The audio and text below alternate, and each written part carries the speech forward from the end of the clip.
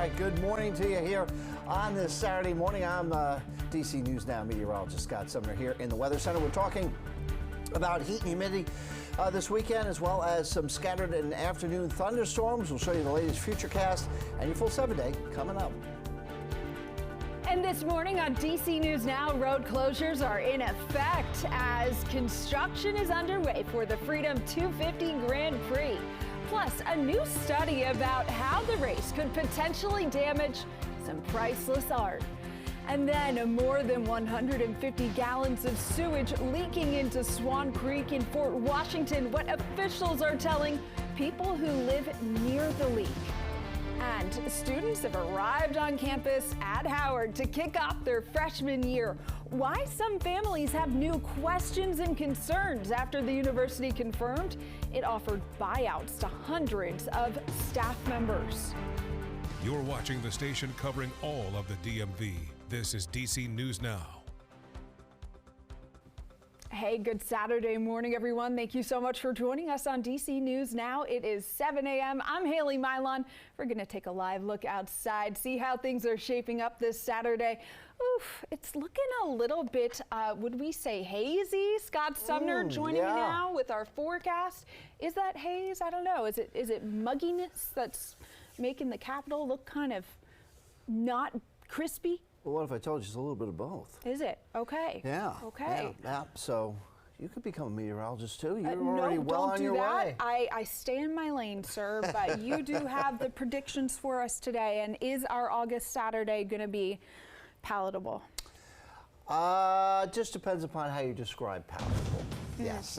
For most of us, I would say borderline at best, Haley, but because of the humidity, but certainly this morning, not bad. Breakfast forecast. Boy, doesn't that look good, Haley? Those eggs and bacon. Yes. And that toast. It looks really, Bacon's really good. not well done enough. It needs to be crispier. Yeah, and I'm even hearing Raven in the background, our producer here. She's laying. I'm loving it.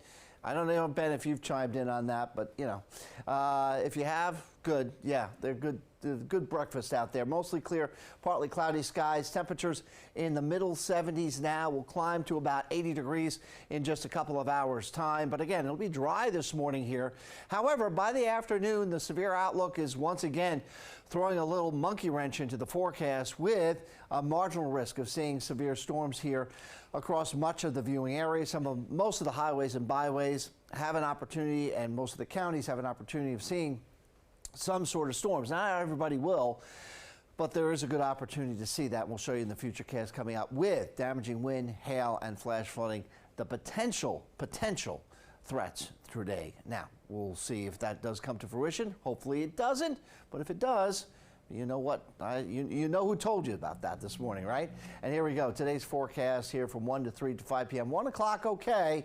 It's right around 3, 4, 5 o'clock late afternoon that we could see some of those storms in our backyard. Haley, back to you. All right, Scott, thanks so much. New this morning, the Senate confirming Todd Blanche as Attorney General in an early morning vote, cementing President Donald Trump's former personal attorney's command of a Justice Department. Now, the Republican president has sought to bend the Justice Department to his will, some have said. The Senate voted 50 to 49 to make Blanche the second confirmed attorney general for this administration. We'll have more coming up in our next hour of news. And in Maryland, a man is in critical condition after police say he was shot in Oxon Hill. Video of the scene here shows a heavy police presence responding to a parking lot of a small shopping center on Oxon Hill Road. The man was found with a gunshot wound and was taken to the hospital. We're still working to learn more details from police to see if there's any suspects. We'll keep you on top of this story. And staying in Maryland, on July 12th, police officers shot and killed a man in Montgomery County. Now the Maryland Attorney General's office is releasing this body camera footage, and here's what we're told happened. Around 6:45 p.m., police responded to a bus stop near Montgomery Village Plaza for reports of a man with a gun. And in new video, police can be heard trying to talk to the man for several minutes, asking his name and demanding him to repeatedly drop the gun. At the same time, he was loading that gun. One officer can be heard yelling out, "Gun out." and that is when police fired. The man was shot by both Montgomery County and Gaithersburg police officers. The video also shows officers immediately trying to render aid to the man, but he died at the scene. The Attorney General's office continues with its investigation. And in Virginia, U.S. Marshal Service is offering a $10,000 reward for information leading to the arrest of a Virginia woman wanted for double murder. Danica Rochelle Boyce is wanted for killing 2 VDOT workers. Police say that on July 24th, Boyce shot the men at a VDOT equipment yard in Chesterfield. They believe the shooting is a case of domestic violence. Anyone with information about where Boyce may be should call police. A new study by the Smithsonian Institute on the potential impact of the Freedom 250 Grand Prix. The National Gallery of Art holds a collection of over 160,000 priceless masterworks valued in the tens of billions of dollars since it first opened in 1941. But there's been concern that the races coming up could damage some of those items.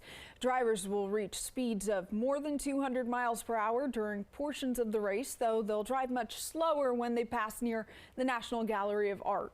Preservationists fear that the vibrations created by the cars could damage some of those works and artifacts kept there. The spokesman for the National Gallery said in a statement that measures have been taken to protect everything and everyone in the building, but that's not enough to reassure one historic preservationist who we spoke to. We've never had these, buildings or collections subjected to this kind of vibration, and I just don't have confidence that the provisions they're going to put in place to try to offset that will help. And unfortunately, it's just risky. That's Michelle Rose. She also says, other than the earthquake in 2011, these museums have never experienced vibrations like the ones created by these race cars.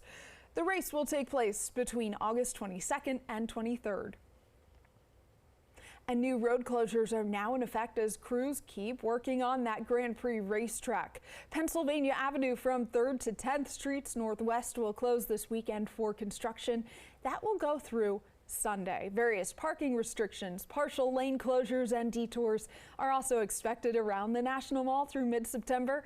Officials are expecting people to use the metro more to get around downtown.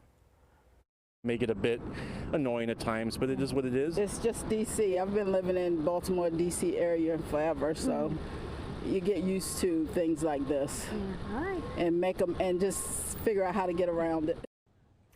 But a heads up, officials say road closures and restrictions can change at any time. We've got you covered. For more details on the race and the specific closures, go to our website, dcnewsnow.com, and search Grand Prix closures.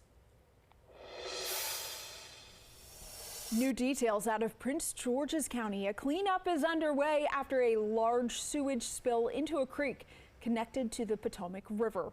The water company there says that a break in a pipe nearby caused more than 150,000 gallons of sewage overflow to spill into Swan Creek on Thursday morning. DC News Now's Randy Bass spoke with outraged neighbors in Fort Washington. Enough sewage to fill about 7 average-sized backyard pools came pouring out of a broken main here in this Fort Washington neighborhood. That sewage pouring into nearby Swan Creek. And let me tell you, there is still a very funky smell in the air lingering here. Signs were posted after crews said it took about an hour to get this flow to stop. Bright yellow signs warning people to stay away from the area and avoid contact with the water in Swan Creek after a big sewage spill in this quiet waterfront corner of Fort Washington. Many homes near Tantalon Drive back up to Swan Creek. It's unreal, and it just really makes you feel angry and sad. It's horrible. I mean, it's disgusting, really. 150,000 gallons of untreated wastewater sewage went down a drain and into the water here near the Swan Creek pumping station Thursday.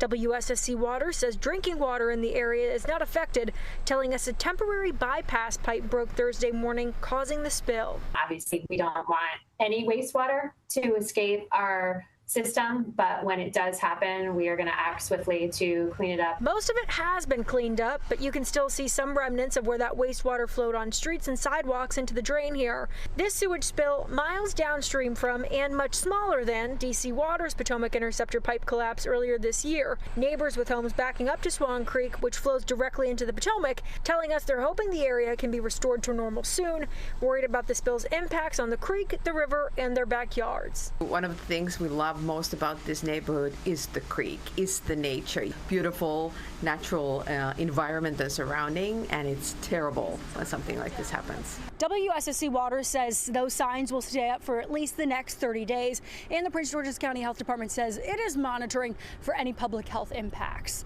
In Fort Washington, I'm Randy Bass, DC News Now.